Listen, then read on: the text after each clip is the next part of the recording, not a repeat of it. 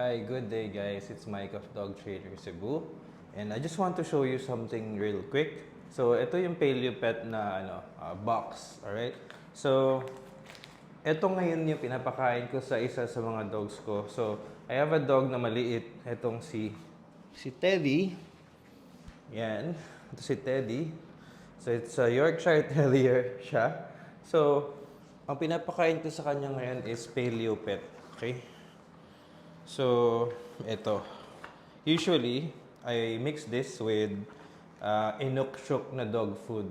You can actually mix this with any type of food that you want. Pero, I prefer mixing it with Inukshuk kasi yung Inukshuk is also a good brand.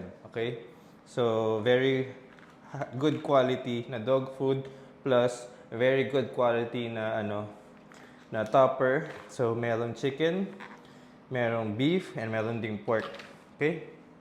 Just wanna show you. Okay?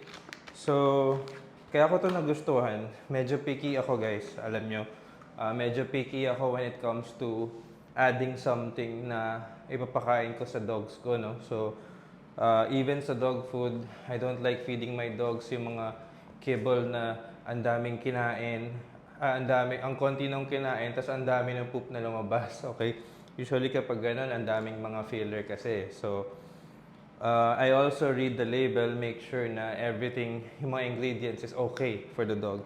So, this is human grade, yung quality niya. 100% human grade. So, I'll show you. I opened a a pack here, which I'm going to feed Teddy, okay? So, I'm gonna show you. It's already open. Then you will see. Ilalagay ko siya sa bowl ni Teddy. Excited na siya. Actually, you're supposed to heat this or microwave.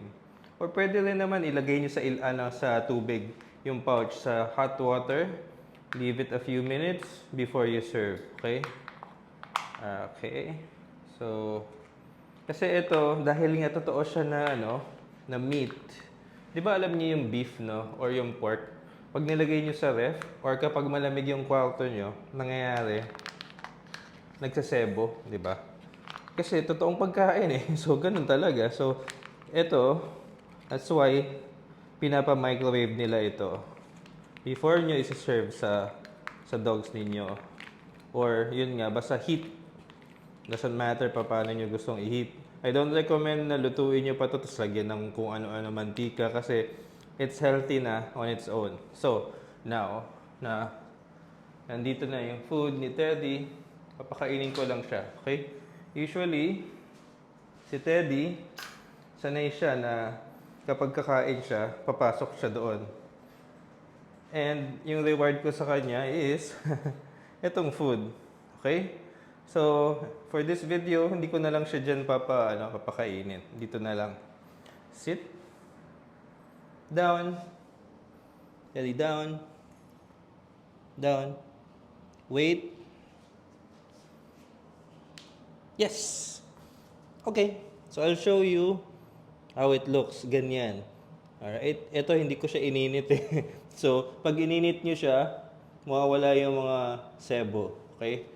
So, ganun po siya talaga dahil nga totoo siya na food. And also, I want you guys to know that I have a promo code. So, yung promo code ko, I'm going to put it here sa caption nitong video na to. Alright? Ang promo code is Coach Mike X Paleo Pet.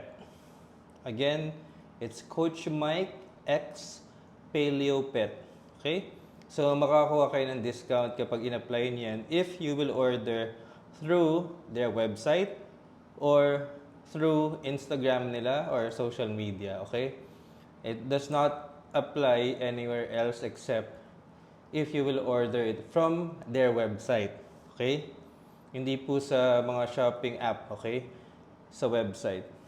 So, mukhang nag-enjoy si Teddy dito, ah. Alright. Usually, again, I mix it with dog food. Yun nga lang, wala akong stock ngayon ng dog food na yun. So, I ordered it kasi from Manila. So, I'm waiting for it. Pero, For me, it's okay. The dogs need protein and fats. Okay? Yun yung pinaka-important. Okay? So, for me, this is enough while I'm waiting for the kibble ni Teddy. Okay? So, mukhang enjoy talaga si Teddy, no? Paki-like nitong video na to if gusto nyo din ipatry sa dog ninyo yung Paleo Pet. Okay? And I'm going to tag them sa post na to so that you know where to check out their products. Thank you guys for watching me and Teddy. Teddy! Okay ba, Teddy? Good boy!